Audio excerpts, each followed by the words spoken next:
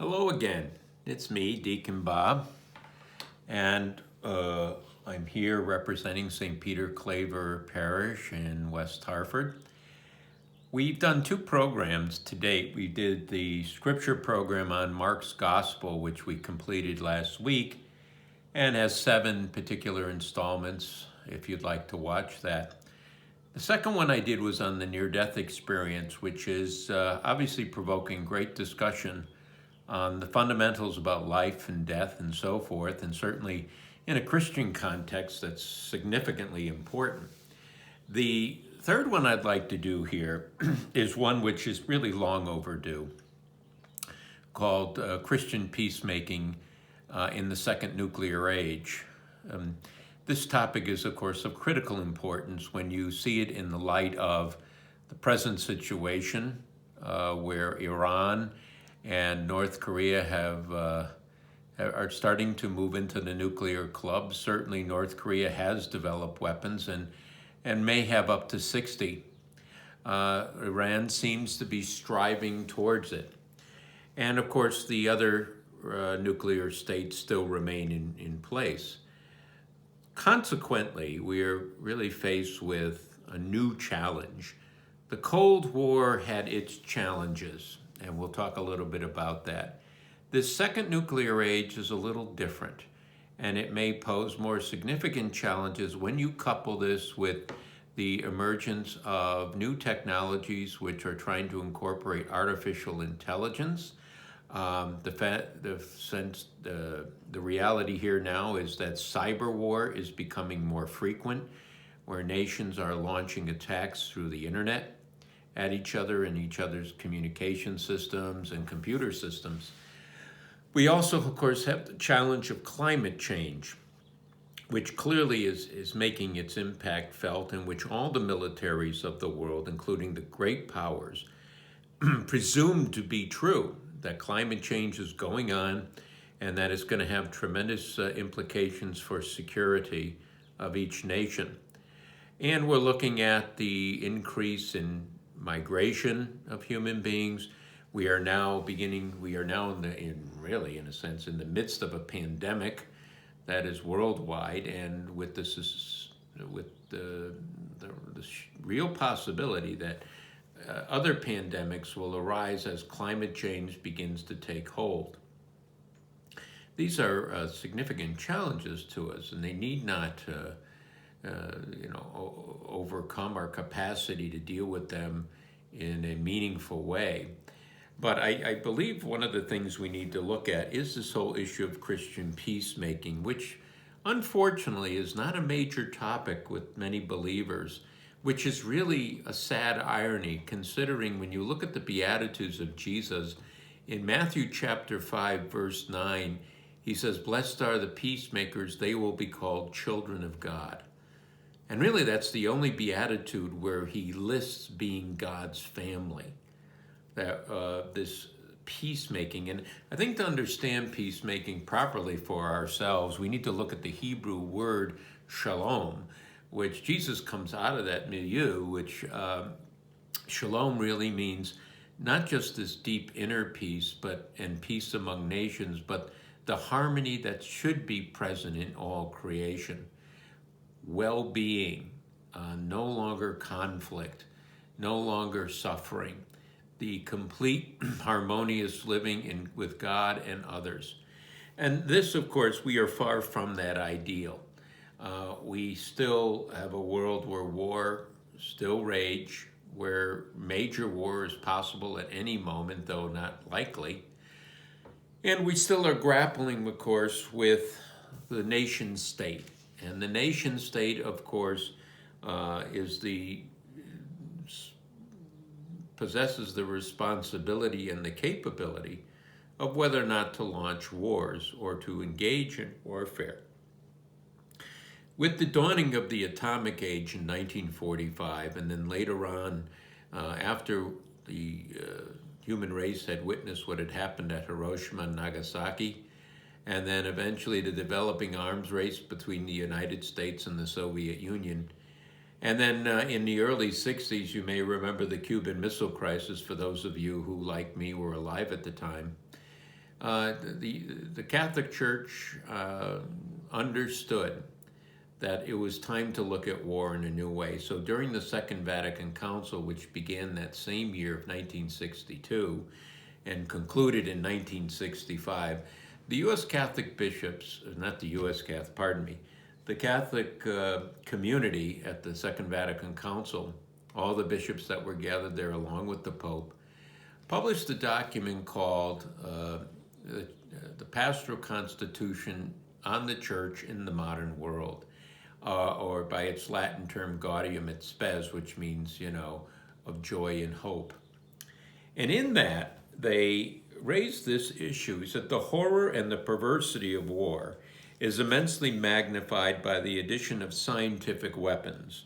For acts of war involving these weapons can inflict massive and indiscriminate destruction, thus going far beyond the bounds of legitimate defense. Indeed, if the kind of instruments which can now be found in the armories of the great nations were to be employed to their fullest, an almost total and altogether reciprocal slaughter of each side by the other would follow, not to mention the widespread devastation that would take place in the world and the deadly after effects that would be spawned by the use of weapons of this kind. All these considerations compel us to undertake an evaluation of war with an entirely new attitude. The men of our time must realize that they will have to give a somber reckoning of their deeds of war, for the course of the future will depend greatly on the decisions they make today. Now that document was published in 1965, and we've come a long way since then. This is 2020. At the time this was published, this particular statement, it was estimated that if the United States had launched an all-out nuclear war, that about 600 million people would die just from the United States strike on all these various targets. We'd have to estimate then that probably close to 1 billion people or more would have died within a few months' time after such a war. We also later on learned in the 1980s that a small use of these weapons, you don't have to use everything, only maybe 400 weapons of the 70,000 that existed at the time of the study could have catapulted the Earth into what we would call nuclear winter, where climate change would be so rapid and so radical. We were looking at mass famine, temperatures plunging, and all the social dislocation that would come from a war using 400 of these weapons.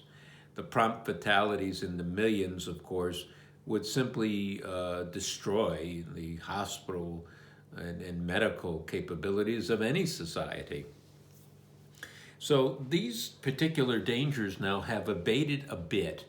By today, we have on the planet, compared to 70,000 at the height of the Cold War, which was in the early 80s, we have now about 15,000. So that is a remarkable achievement by these powers to reduce their weapons down so much. But the difficulty is not just the numbers, but what these weapons do. And as we've seen, many of these weapons had become obsolete, so they were scheduled for reduction. We also know that the weapons of today are far more accurate, have greater capability, and unfortunately probably will be around at least for the rest of the century, barring a major revolution in human thinking and so forth. The challenge, of course, with these weapons is nobody particularly likes them, but given the world we live in, where the nation state still has the ultimate say in things, and where people's security is a deep concern for rational leaders, these countries will continue to maintain these stockpiles.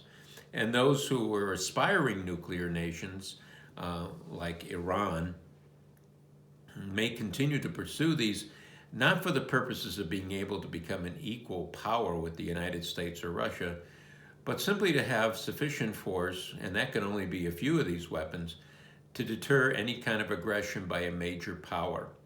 And so not be open to any kind of political blackmail. So there's a lot of reasons why nations pursue this course, not as many as we once feared. The challenge, of course, is with North Korea going nuclear, as they have, and Iran, threatening to do so. This creates sort of what people will fear called a tipping point, where other nations in those regions will feel they need these weapons. With South Korea, of course, the United States nuclear guarantee has allowed them not to pursue their own weapons programs to date, even if they're doing it only on research. With Iran, if Iran goes nuclear, clearly they become a competitor with Israel, who is the only nuclear state in the Middle East. And if Iran goes nuclear, clearly other Muslim states have felt that Iran could pose a threat to their own national security, and they would begin to accelerate any nascent programs they might have. This, of course, doesn't bode well for the future. The more nations that have these weapons and the lack of their experience with elaborate command, control, communication, and intelligence gathering would be very difficult. We see even today with India and Pakistan, the fear is Pakistan's regime doesn't really represent great stability. And so nations are concerned about these two nations which border each other and which have fought 3 wars and an unlimited amount of these local skirmishes. Should something really go wrong with these two nations, if they were to have a local nuclear war, there would be an impact globally about this particular thing.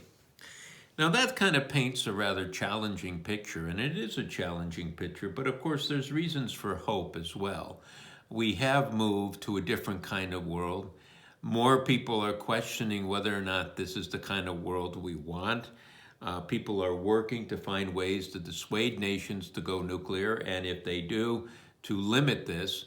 So there certainly is some cause for optimism, but also for deep concern, because as we go into the second nuclear age, all the nuclear powers are modernizing their weapon systems, which means more money spent. The other thing is with the notion that some of these weapons now that are being deployed are of lower yield but higher accuracy, which means that the possibility of them being used increases given certain circumstances, which we'll talk later on in the program. I remember in 1991, when I was teaching at a high school, one of my colleagues said, now that the Cold War is over, nuclear weapons are no longer the issue. It's the environment that's the issue. Well, I didn't see it as an either-or proposition. I did not believe that because the Cold War was over, nuclear weapons would simply fade into oblivion. It would contradict the way nations basically see their security interests in a world where there's no authority other than the nation state to kind of oversee their own safety. So, I was not of the mind that I agreed with this. Yes, I said the environment is an issue, but it's just one more issue we have to deal with responsibly. And I understand that no one really wants to talk about this issue of peace in the modern world, even though we know that it's essential. Some of the things we want to kind of talk a bit about later in the program here is what is the possible causes of conflict? Well, one of the major causes of conflict is the increasing gap between the haves and the have-nots in the world, not only in the United States, but globally. Second of all, Zbigniew Brzezinski, which wrote an interesting book some years ago, and I don't remember the actual title of this, basically raised the issue that the conscientization of the third world, or those less developed nations, technologically and politically, economically, have now come to the awareness that they are not living in poverty by sheer fate or divine will, but by the way the whole international system is structured, which keeps them in a situation of poverty. That realization, that growing awareness that they now have, means they're going to press for the technologies they think they need to kind of offset these grotesque economic disadvantages. So that is a challenging piece of this. Climate change is a piece of the equation. Obviously, we need to look at that as sources of conflict, where the reduction of access to drinking water and to food may cause nations to be involved in risk-taking that could lead to war. The change in weapon systems, they're becoming more precise and also more technical. And if you introduce artificial intelligence, are we raising the risk that human control over these systems may begin to be lost by either accident or something no one could have predicted, and machines acting on their own? We've seen this in the Terminator movie series. We saw it years ago in the movie Colossus, the Forbin Project, where machines begin to kind of take over from human decision making, and it doesn't end well, as you might imagine, for humanity. So these are some of the challenges we face. We face the challenge of pandemics and how that will impact on the well-being, especially of very fragile societies, where it could be the tipping point where societies would fail, and as a consequence, you have deep migration issues, people by the millions on the move, and nations trying to figure out what to do with all this. As our borders, as they are now, being stressed, and people not having right now a solution to some of this, if we increase that tenfold, you can imagine the challenges we face. Now, these, of course, are possibilities, not necessarily something that is determined beforehand. So we want to look at this particular concern in terms of the second nuclear age in particular. It was interesting that in April 24th in 2014 at the University of Notre Dame in South Bend, Indiana, a colloquium was held with scientists and theologians and policymakers. People like former Defense Secretary William Perry, U.S. Senator Sam Nunn, moral theologians like the Reverend Brian Hare, Reverend Kenneth Himes, and a number of scientists who do this research with nuclear weapons attended this. Now, the proceedings were chaired by the president of the university, Father John Jenkins. The overall rationale was to re-energize the moral and policy debate about war and peace, especially the nuclear and weapons of mass destruction issues that the world is confronting. It was felt that the bishops of the United States in particular had not said anything meaningful about this issue until lastly in 1993. So it was felt we needed to engage this. And more recently, in Rome in 2017, a similar kind of meeting was held with the results to be published this June. One of the chief aims of the discussions was then to provoke the U.S. Catholic bishops to re-examine their provisional acceptance of nuclear deterrence. This provisional acceptance of deterrence was formally issued by the U.S. Catholic bishops in 1983 in their pastoral letter called The Challenge of Peace, God's Promise and Our Response. In the letter, they had said that they were willing to accept some provisional acceptance of deterrence so long as nations were working for mutual arms reductions, so that the world would move away from the nuclear abyss and somehow find a way to continually create a safer world environment. Well, in some respects, you could say this has happened, but it's clear that deterrence has always been a moral compromise. Catholic moral teaching has always stated that to threaten to do evil is evil itself. So you're not supposed to do that. But of course, deterrence is that very threat. Deterrence is the notion that if any nation should attack another nuclear nation with these weapons, these nuclear weapons, that the other nation would retaliate in kind, or even perhaps worse. So both nations would be deterred because the consequences for one nation, even for one city to disappear, which could be something like New York or Moscow, where you have millions of people who are prompt fatalities, that literally would have a catastrophic effect on the entire nation. No responsible political leader could entertain that. But here's the catch. No responsible political leader. Deterrence only works so long as all the parties agree to the rules of the game. But if you get players who don't agree, what if you get non-state actors or terrorist groups who are certainly willing to die themselves? I mean, the old ideas of deterrence simply don't hold up. And with the spread of these technologies, it is of concern that certain groups will get a hold of these technologies that we do not want them to have and could pose significant risks. So Pope Francis, has come out more or less trying to remove that provisional acceptance, basically saying it has been long enough, we need to rethink our posture as a church and basically call for elimination of these weapons and similar weapons of mass destruction. That the weapons are incongruent with the gospel, are incongruent with our basic humanity and where we are headed.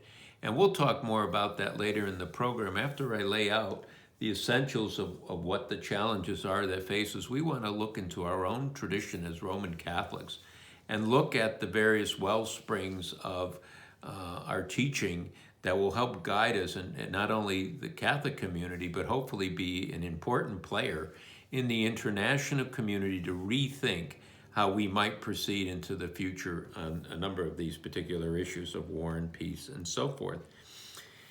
Now, one of the things the Catholic bishops were concerned about in 1983 was that any use of these weapons, even in a limited sense, let's say out to sea or wherever these weapons are introduced into combat, would initially trigger a reaction right through the entire system. In fact, no one to this date has been able to demonstrate that any limited use of these weapons would remain limited. Almost invariably, because of the concerns about maintaining proper command and control in a nuclear environment where these things are detonating and communication is being radically downgraded, the fear is if you can't control your forces, you better use them before you lose them. And we still know that there are several thousand of these weapons on 15-minute alert, both in Russia and certainly in the United States. We're not sure about other countries. Most of them probably don't have them on alert status. Why would they? But the United States and Russia has always had this fear that dates back really to the Second World War. And of course, with Russia, the fear comes from a lightning strike attack that came from Germany during what was called Operation Barbarossa in June of 1941. That really caught the Soviet Union and certainly Joseph Stalin off guard. For the United States, it was Pearl Harbor on December 7th, 1941. The bombing of Pearl Harbor by the Japanese, which was, while there were suspicions that something like this could happen, it wasn't really clear where they would strike. But because it was done without a declaration of war, the fear in the former Soviet Union, now Russia, and in the United States has been this bolt from the blue attack. So they keep these weapons on alert, even though there's no political reason to do so, and it is certainly more dangerous. It's possibly more costly than any particular benefit that could be derived from such a posture. So that is certainly part of the struggles we face. The other thing here is to understand what political realists call the security dilemma. Nations seem to be hard-pressed in the international situation that we have to provide for their own security. Alliances and so forth may be helpful, but every nation knows that sometimes alliances don't always help and create a bigger problem sometimes than they solve.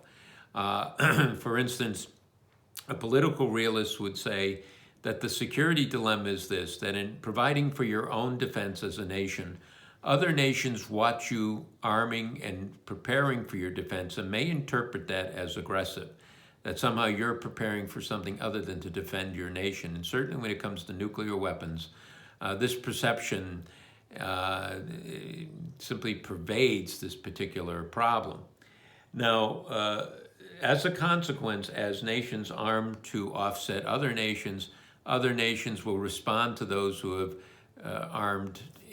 So it just goes on and on. This cycle continues, and so we keep ratcheting up how many weapons we have without any clear rational explanation of why we need all these things. Certainly during the Cold War, the absurdity of 70,000 nuclear weapons on the planet 95% of them belonging to the United States and then Soviet Union, was an absurdity. You didn't need, at most, you need maybe 250 weapons to adequately deter an adversary by threatening to basically destroy them as a functioning nation in the 21st century.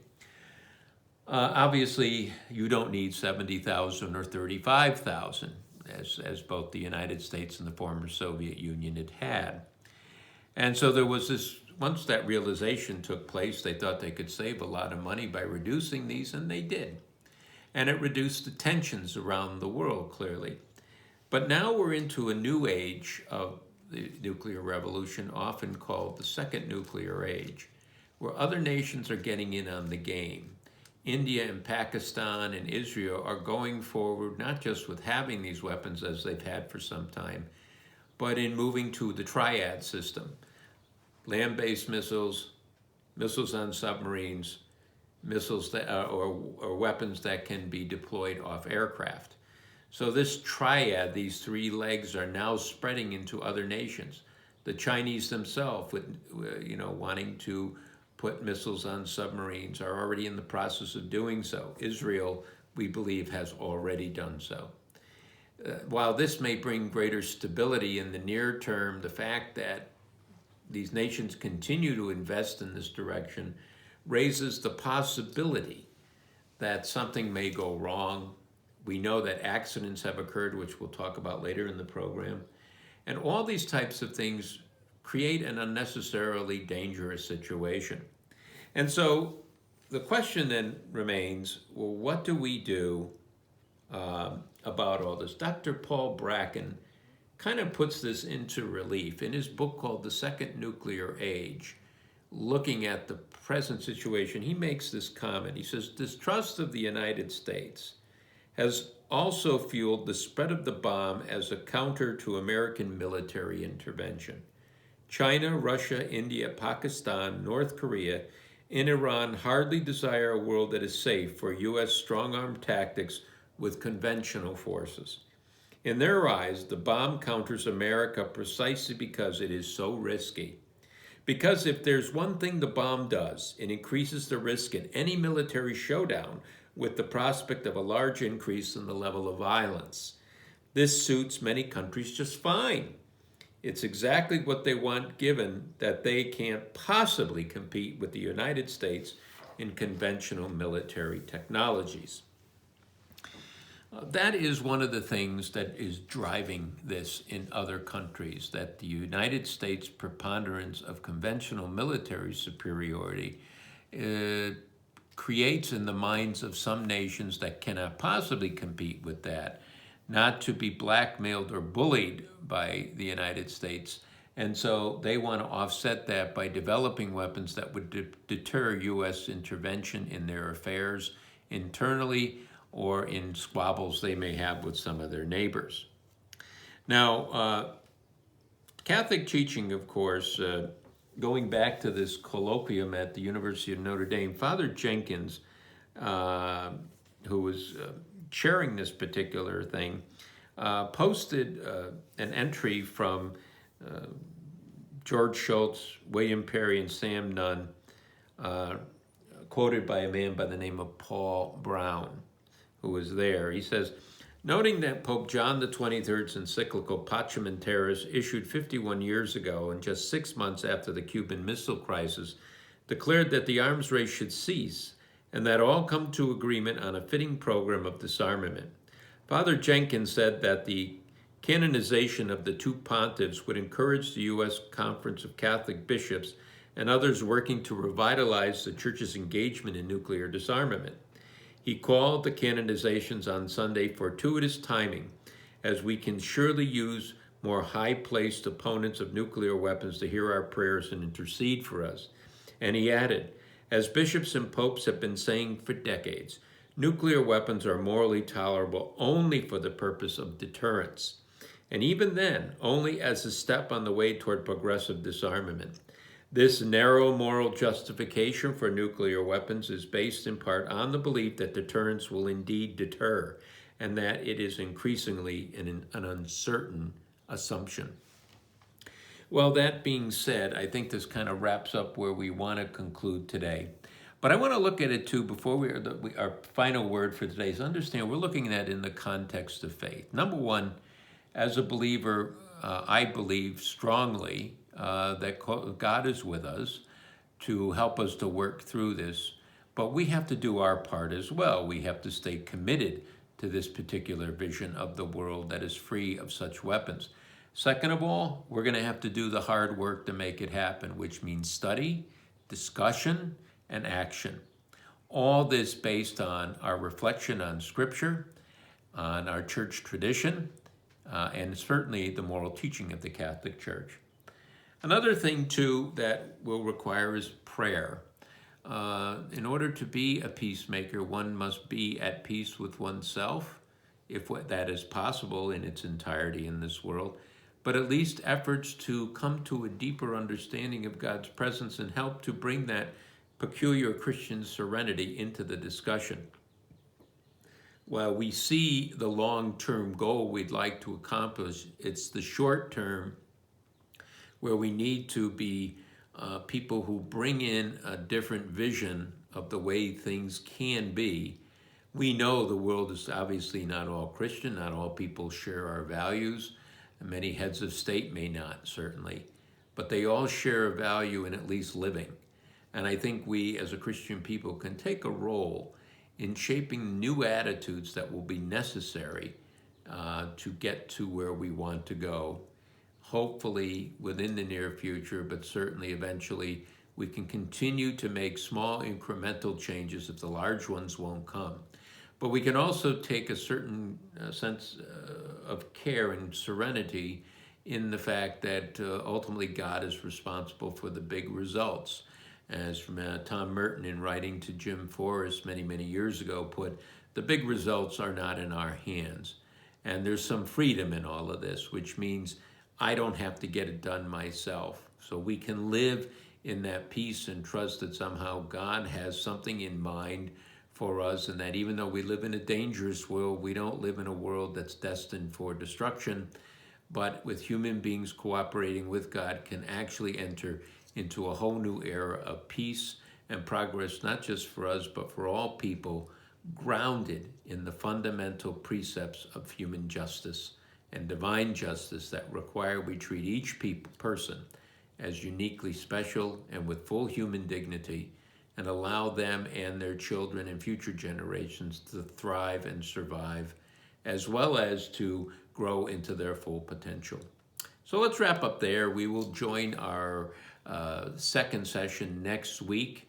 I thank you for joining this. If you have any comments, or you'd like me to discuss anything in the future in this issue, which is a little more lengthy than some of the other things I've done here, please feel free to send me an email at D as in David, BOBP at sbcglobal.net, and I'll get back to you ASAP. In the meantime, continue to do what we need to do to stay safe. I will keep you in my prayers. Soon, I think we'll be able to get out a little bit more and maybe get back to church and to see each other in that fashion. In the meantime, God bless and take care.